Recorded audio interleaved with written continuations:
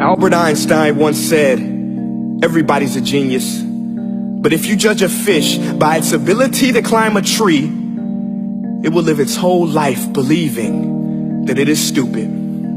Ladies and gentlemen of the jury, today on trial we have modern day schooling. Glad you could come. Not only does he make fish climb trees, but also makes them climb down and do a 10-mile run. Tell me, school, are you proud of the things you've done? Turning millions of people into robots, do you find that fun? Do you realize how many kids relate to that fish? Swimming upstream in class, never finding their gifts, thinking they are stupid, believing they are useless? Well, the time has come, no more excuses. I call school to the stand and accuse him of killing creativity, individuality, and being intellectually abusive. He's an ancient institution that has outlived his usage. So, Your Honor, this concludes my opening statement, and if I may present the evidence of my case, I will prove it. Proceed. Exhibit A. Here's a modern day phone. Recognize it? Here's a phone from 150 years ago. Big difference, right? Stay with me. Here's a car from today, and here's a car from 150 years ago. Big difference, right? Well, get this. Here's a classroom of today, and here's a class we used 150 years ago. Now ain't that a shame? In literally more than a century, nothing has changed. Yet you claim to prepare students for the future? But with evidence like that, I must ask, do you prepare students for the future or the past? I did a background check on you and let the record show that you were made to train people to work in factories, which explains why you put students in straight rows, nice and neat, tell them sit still, raise your hand if you want to speak, give them a short break to eat, and for 8 hours a day tell them what to think. Oh, and make them compete to get an A letter which determines product quality, hence grade A of meat.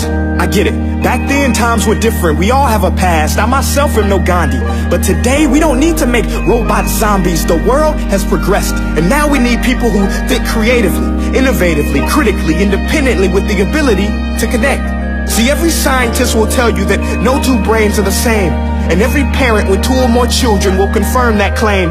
So please explain why you treat students like cookie cutter frames or snapback hats, giving them this one-size-fits-all crap. Watch your language. Sorry, Your Honor, but if a doctor prescribed the exact same medicine to all of his patients, the results will be tragic. So many people will get sick, yet when it comes to school, this is exactly what happens, this educational malpractice, where one teacher stands in front of 20 kids, each one having different strengths, different needs, different gifts, different dreams, and you teach the same thing the same way?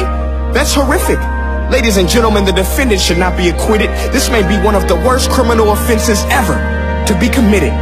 And let's mention the way you treat your employees. Objection. Overruled. I want to hear this. It's a shame. I mean, teachers have the most important job on the planet, yet they're underpaid? No wonder so many students are short-changed. Let's be honest, teachers should earn just as much as doctors, because a doctor can do heart surgery and save the life of a kid, but a great teacher can reach the heart of that kid and allow him to truly live. See, teachers are heroes that often get blamed, but they're not the problem. They work in a system without many options or rights. Curriculums are created by policymakers, most of which have never taught a day in their life. Just obsessed with standardized tests. They think bubbling in a multiple choice question will determine success. That's outlandish. In fact, these tests are too cruel to be used and should be abandoned, but don't take my word for it. Take Frederick J. Kelly, the man who invented standardized testing, who said, and I quote, "These tests are too cruel to be used and should be abandoned." Ladies and gentlemen of the jury, if we continue down this road, the results will be lethal. I don't have much faith in school, but I do have faith in people. And if we can customize healthcare, cars, and Facebook pages, then it is our duty to do the same for education, to upgrade it, change it, do away with school spirit, because that's useless. Unless we're working to bring the spirit out of each and every student, that should be our task.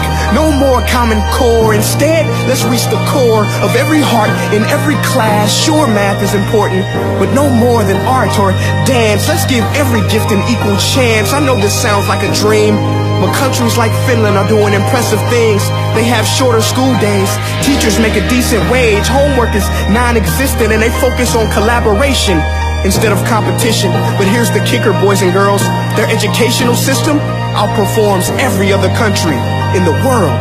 Other places like Singapore are succeeding rapidly. Schools like Montessori, programs like Khan Academy. There is no single solution, but let's get moving. Because while students may be 20% of our population, they are 100% of our future. So let's attend to their dreams, and there's no telling what we can achieve. This is a world in which I believe, a world where fish are no longer forced to climb trees. I'll rest my case.